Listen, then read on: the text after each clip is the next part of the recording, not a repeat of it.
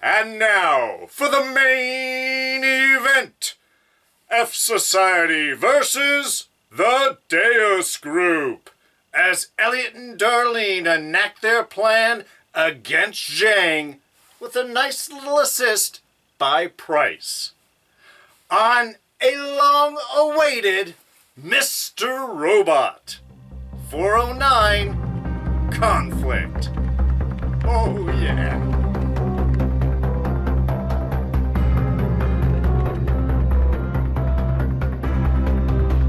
Hey everyone, D here, and welcome to this week's review of Mr. Robot. So yes, of course, lots of spoilers coming your way. And as always, do want to tell you about our quick jump index system. Right in the description below of this entire review, titleized and time-stamped. You can jump to the end of the review first. You can watch the beginning last. You can watch this review in any order you would like. Alright, so, 409 Conflict, this week's web arrow definition and indicator of what this episode is all about. Very simple and straightforward. A 409 conflict is a status code when a request sent to a server puts the server in conflict with its current status. Which is a very long-winded way of saying is you're asking to do something and you're confusing it. Basically, let's say you're trying to upload a file to a server. And that server already has a copy of that file. And not only that, the version you're trying to upload is a lower version than the one that's already on the server. And they're like, what? We already got the new business. Why are you getting me this old stuff? What's up with that? It's basically the breakdown of what this is. And while the web version of this doesn't play in so much, I mean, yes, there is a lot of hacking in this episode. Conflict here is really more of the straightforward kind that we're talking about, primarily between fsociety and the Deus Group, between Price and Zhang, between Elliot and Zhang, between Elliot and himself, effectively trying to recover from the trauma that this day has already brought him. A very nice, quick conversation between him and Darlene. Yeah, today kind of went sideways. Really? Yours? I mean, the two of them are going to have a hell of a talk later on, is what I'm getting at. But really, this is the episode we've been waiting for a long time. This is the showdown. And interesting that we still have 4 episodes left after this, because this very much felt like a finale.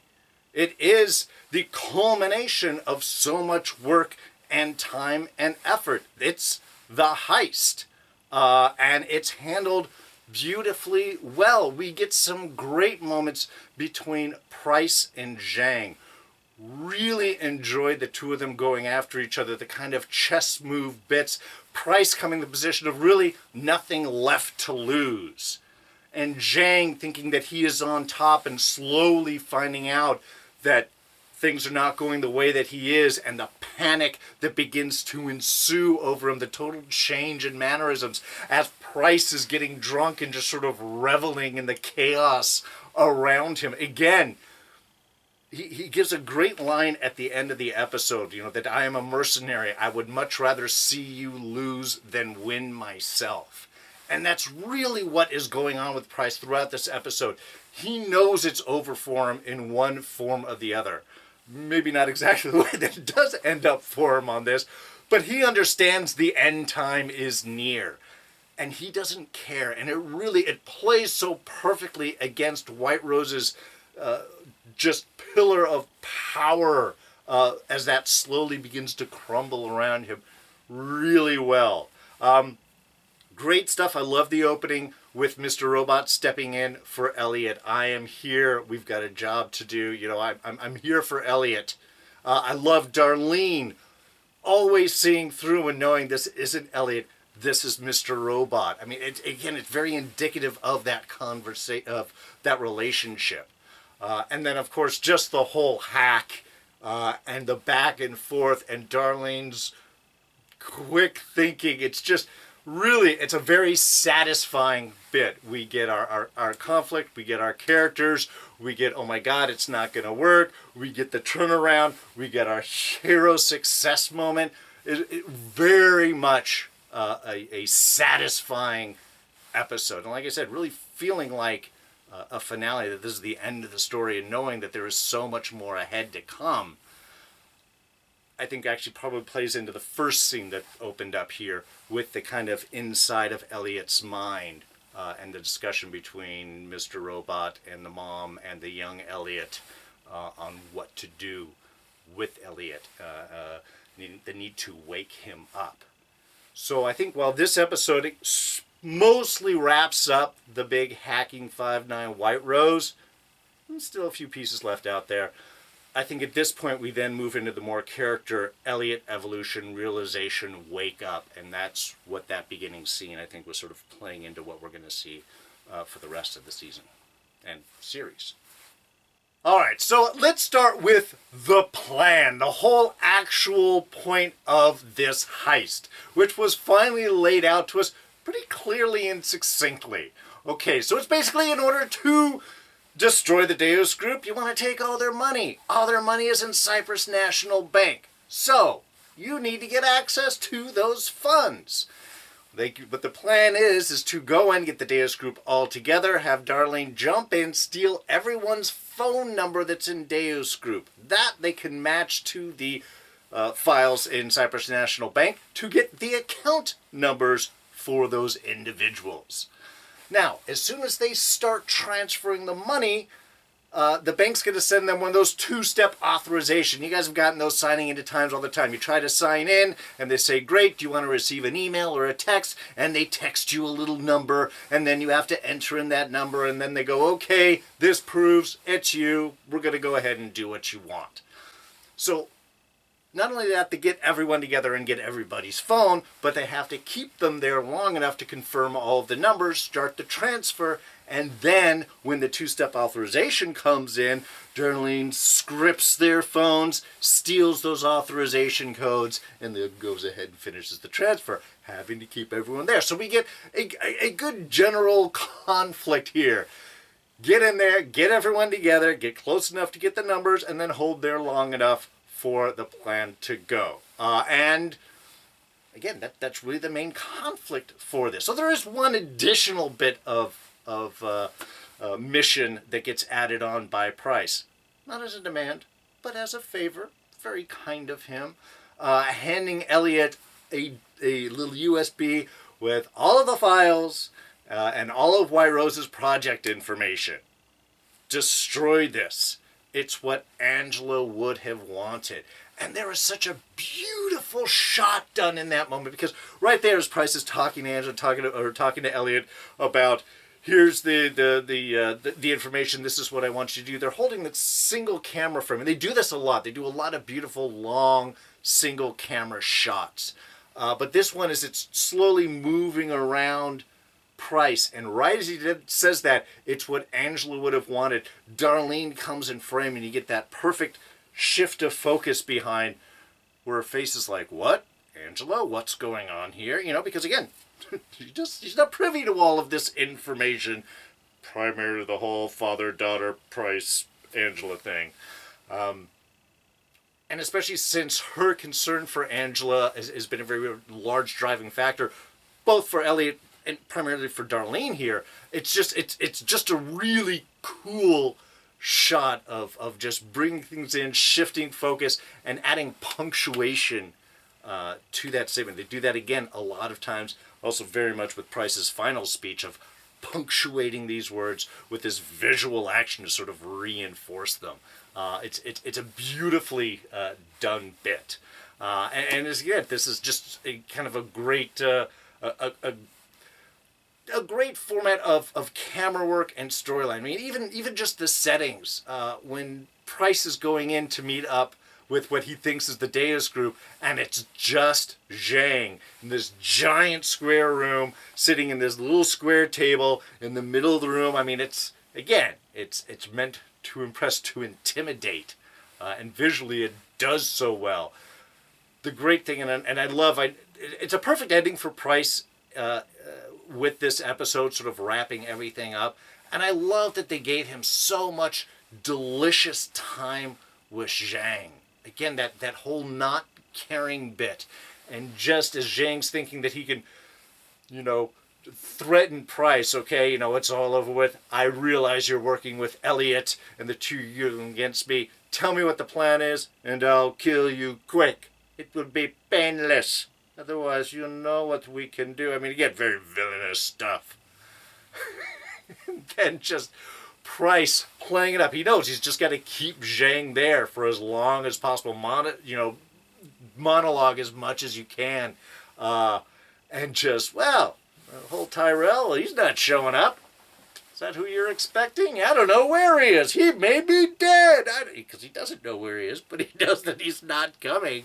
And just seeing him deliciously drink that up. What was the line? We haven't gotten drunk together yet. Maybe it's time, it's time that we start. It's just perfect because he just sort of relishes in all of this as Zhang slowly panics and realizes things are moving against him and he can't stop. It's a wonderful, beautiful arc right there.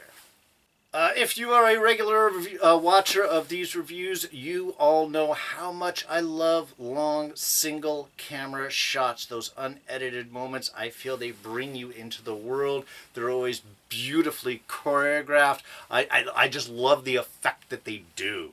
And we had a beautiful one, almost a scene of the week, to be honest, until the next thing happened. Which is Darlene heading down to Cipriani to try and get into the Deus Group meeting. Just following her humming up to the front. Oh, it's impenetrable. We follow the camera in. We catch an important gentleman saying, oh yeah, this thing controls all the doors. We got to keep things locked up tight. We're still getting our bits of information through the shot as well. And then we move the camera in. We get to see the background, the group, the opulence, the numbers, the people drinking, fawning. There's a shot of Donald Trump from the back. I'm assuming that's sort of what we're implying. The first gentleman, you see from the hair. You noticed it or you didn't. Then we get in, moving into a couple of groups talking. Oh my God, it's Christmas. My wife's mad. My girlfriend's not returning my call. Again, really getting a shot into the lives of the ultra elite. And then following there, from the inside, going into the background, into the kitchen area, following the lady down, in through the bowels, and then out the door where she stops to have the cigarette. The camera turns, pulls back, get back inside. Everything's locked up. Again, further confirming the tightness, the impenetrability of Cipriani's today. And then finally pulling the camera shot back to Darlene, who the whole shot started from. There's no way I'm getting in here. It's a beautiful, again, single shot, catches everything we need, gives us a whole feel, layout of the land, starts with Darlene, goes in, comes back, ends with Darlene. Just beautifully done. Gives us a great story, full background, and then, of course, breaks from that to a final shot of, what is that, a costume store? That's very useful. Which matched, interestingly enough, with Mr. Robot, seeing that things are wrong. Previously at the meeting where Price is, he's sort of broken things down. He can see, hey, there's nobody else coming in or out. Still a lot of guards. They don't need that to kill Price. They must be protecting someone. Whiterose is there, so he stays while Darlene goes down. It's, again, what is the line that he says? What would Elliot do here? And his decision, it becomes one of those great things, because here we have both Darlene and Mr. Robot trying to penetrate an impenetrable building, an impenetrable fortress, drawing everyone out, getting the information that they need. And the way they do it is just perfect. The turnaround is always kind of a magical part of a story for me. I'm kind of a sucker. I like it when the hero against the odds is able to turn things around and emerge victoriously. And not even just doing those giant moments, but the quiet moments when it's internal. There's a scene in Spider-Man when Spidey's down and he's looking down into his reflection in the water and he's like, get up, Peter. Get up, Peter. And he's sort of like, get up, Spider-Man. get up, Spider-Man. It's the internal day of the fight against Vulture afterwards. It's a culmination of this, but it's that moment when things turn around, where the character has pushed through, especially in an imaginative way, that is always something kind of exciting for me. And we get that here with just joy and love, and just making, when you cheer at the camera, you cheer at the TV, it's an amazing moment for sure. And here, of course, is when Mr. Robot calls up Zhang. Well, technically calls Price, but Zhang, in his bit of panic, answers the phone. You don't sound like Price. Because, again, it's perfect. It's Zhang trying to make his move, trying to bring what he thinks is Elliot in, here Mr. Robot in, and Mr. Robot not taking the bait. It's perfect. What does he say? If you're answering the phone, I'm good. It means things are going perfectly. You're panicking. This is exactly what we want. And Zhang does something very interesting, bringing up Angela. I think he was hoping it would be the move to bring Elliot in, and in fact it really secures his downfall. And very much with Price too, kind of in that final moment. Because he plays with the idea that Angela is still alive. And again, we don't know the specifics of Zhang's project. We do know that he duped Angela, conned Angela into believing there was some way of reversing things, of living in a life without conflict. Again, we're getting more into these conflict points. That there was a way, first off, that you could see Angela, that she's not dead. You know, we just need to come in, just meet with me, and I'll take you to her, and you can ask her herself. Again, the whole temptation. But it's the mistake, because he doesn't know he's talking to Mr. Robot, who's trying to cover for Elliot. But it's Elliot that he summons by bringing up Angela. And I love how he counters it, because he tempts Elliot with, I can come back, she's still alive, I can show you this world, let me show you this place. And Elliot's response of just, I saw what happened to her afterwards. That wasn't Angela anymore. You destroyed her. So not only do we have Zhang bringing out Elliot from Mr. Robot, awakening him, but at the same moment we get Angela making her move to get into the Deus Group, because if you can't get in, you might as well bring them out. And she's got USBs full of info and a costume shop that just happens to have a nice Mr. Robot mask in it. And that gets us to our Suit of the Week for this week. And yeah, it all belongs to fsociety. That video was perfect. Again, solving a problem in an imaginative way is what it is all about. And the way, just unexpected. Hey world, let's talk about the Deus Group. Want to know more about them? Here's the USB, here's all the information. Everything that you want to know about it. Well, I guess it's not probably the USB. We just got all the information anyway. Doesn't matter. Link to the file, all that. And by the way, they're down at the restaurant right now. Go down and say hi. It's, again, the perfect turnaround, because here we have Zhang thinking that he might be on top, and now all over with. Exposed. Nothing to do about it. It's embarrassing of the group. He's going to get tossed out on that. And more to the point, everybody in Cipriani's wants to get out, but they can't, because again, remember from that long single shop, the fob that controls the entry?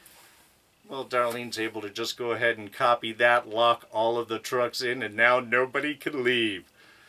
Oh, it was just, again, it's a cheering moment. You gotta go with those cheering moments.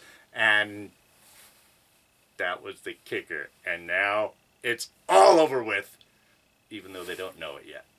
Yeah, so after that, the rest of the episode is kind of just wrap up. I mean, yeah, you get your stressful moments. Elliot doesn't have Whiterose's password yet. He has to sort of break into the cell phone tower and scan all the stuff and hack somebody's phone to get the password to go in and get the numbers and then give all the numbers over to Darlene, who's got to scan them through to get the last one to get the matching account because they got to all do it at once.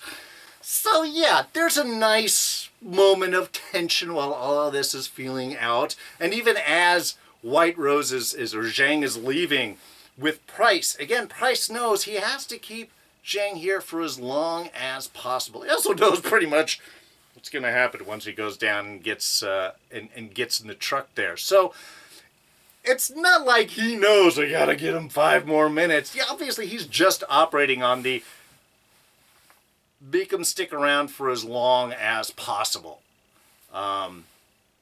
So he gets to go into his big whole final speech, which again is beautiful, and it brings Angela Hull back into it.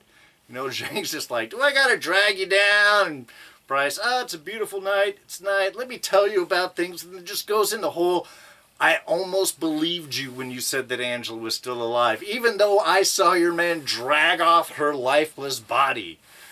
I wanted to believe it, and that's the con that Zhang sells, the desperation of people trying to escape the pain of their lives. Again, just there's some real beautiful lines. And as we're seeing all of this, you know, they're going to get the numbers, they're going to last long enough. You know, the Deus Group, they're wandering around. You got a guy trying to leave, but he can't because when the car's off and if he walks away, you got crowds that are throwing him in, which is, again, perfect Angela work. Keeping everybody cornered in space so they can get all the numbers and information. But then Price turning it around. But that was the mistake because Angela lives on and the people who love her and their love of her is what drives them to push against you and to stand up and finally defeat you. And again, hitting a poignant end to that statement is, of course, finally on Darlene's phone. Transfer complete. It's a perfect topper on that. And then we get Zhang with that kind of like even smug face then, and the phone beeping, and Price knowing it's finally happened. Oh, yeah, you're broke now. It's all gone. Sorry. Again, he knew the end was coming. I don't think he expected Zhang to turn around and shoot him right there, then and there. Maybe he'd get away, it'd be a back of the head, some other future place. But that's what Price was able to do right there. In some ways, not only defeat Zhang through Elliot, the little hoodie-wearing pipsqueak, but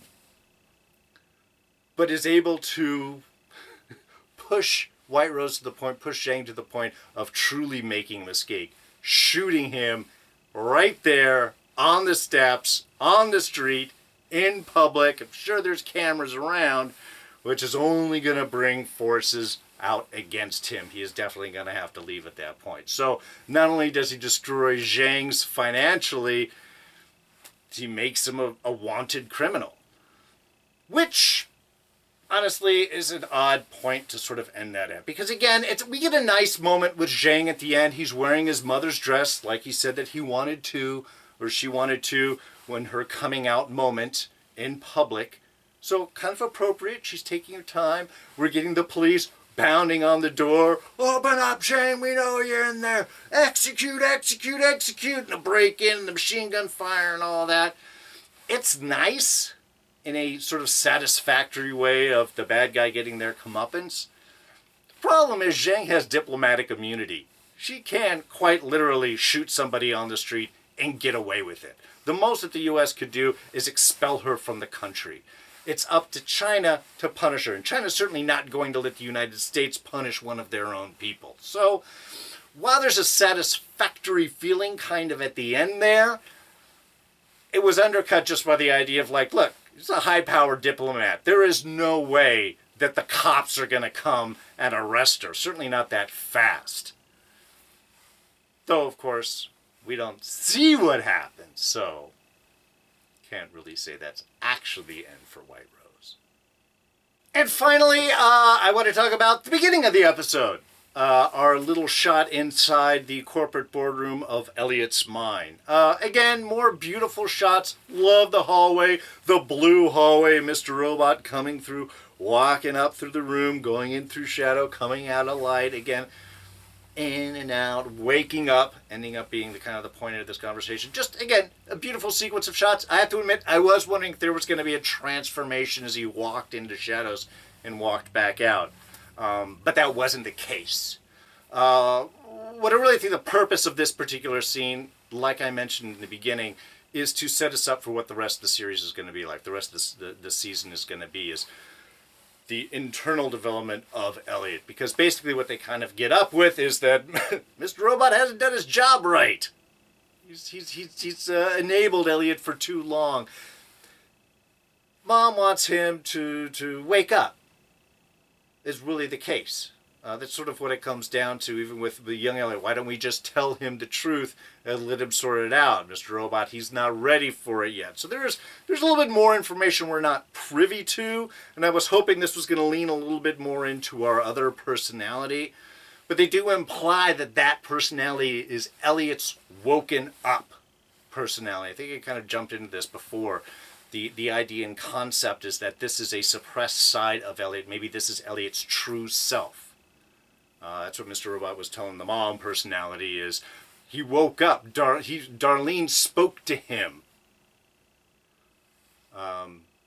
So she can get to him. And now the mission is I just want to show Elliot what he's done. So there is more to the story. There's more of this level. But the point of all of these personalities is in a way to sort of empower Elliot to wake up. I think maybe become the fully realized version of himself. Which begs the question is the Elliot personality we've seen this whole time just another repressed personality? Maybe the one that's present most of the time, but not the real, true Elliot personality. I'm not entirely sure where they're going, but like I said, I think basically that whole scene is to let us know what we're going to be wrapping up here for the next 4 episodes. All right, just a couple of small things. One, music played a very important role in this episode. There was a lot of tension. There was a lot of time crunch, and the music really drove that well. Very quick, very bass beat, a little bit of Carpenter, a little bit of electronica in it, just dun, dun, dun, dun, dun, dun, dun, just really pushing and driving. It really became a presence in a lot of the scenes, really laid power to all of the actions, and especially when you're doing like hacking cuts and quick cuts and moments. Those aren't always necessarily exciting from a visual standpoint to see, but they add a whole extra element when you add that music and it's this quick and things are happening and so on. It just really worked very well to drive the energy of this episode. I think one of the nice little joys in this episode was see Whiterose, who's always so much in control, really cascade, just degrade into this panicky mess, especially pacing back and forth at a point. And as always, our villain often gets a chance to get out before it's too late and passes that up. And of course, that came in the form of his assistant, Zhang Wu, who pleads with him to get out. In fact, really confronting him that Elliot has beaten you. Accept that and move on. At a time where if he had gotten out, Elliot wouldn't have been able to get his passcodes and the money and all that. So, did give that chance. But of course, Zhang's not going to do it. Whiterose isn't going to do it. And so she just quits and storms out. And Price, just again, adding insult to injury. And she's just looking back and kind of like drunk in amazement. That's a terrible state of management there when your best people just quit or shoot themselves in the head. Just again, just poking the bear. It's great. Oh, and I know it's cheesy, it's a little fourth wall breaking maybe in a way, but I do appreciate Mr. Robot's line kind of at the end there as the pressure was going on and are they going to get the numbers in time and so on, and he just comments, why do we always have to cut these things so goddamn close? It's like every show. You gotta wait till the bomb ticks down to 1 before you stop it. It's like a rule, but kind of an internal comment on these things. I just appreciated it. We had a couple of nice callbacks in this episode as well. One is when Mr. Robot calls up and speaks to Zhang and says, or to Whiterose, and says, you know, you said that the last time was going to be the last time that we saw each other face to face, which is true. When they first met, Zhang was like, you have this, or Whiterose at the time, you have this much time, and when it's over with, we'll never see each other again. So it was kind of a cool callback to that line of, yeah, well, you said that, so why should we meet up? I'm just fulfilling your promise right there.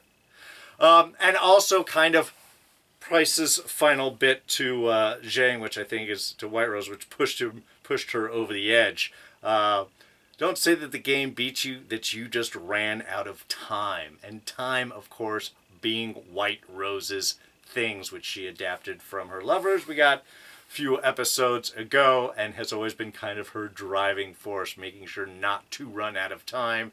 And of course, that seems to be what this project centers around. So, perfect way to bring everything back around and throw it into Zhang's face, and Whiterose's face. It's kind of appropriate that that is what finally pushes her over the edge to really lose control and shoot and kill Price.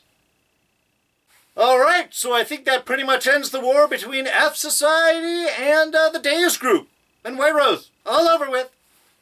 But it's not. Because there are 4 episodes left.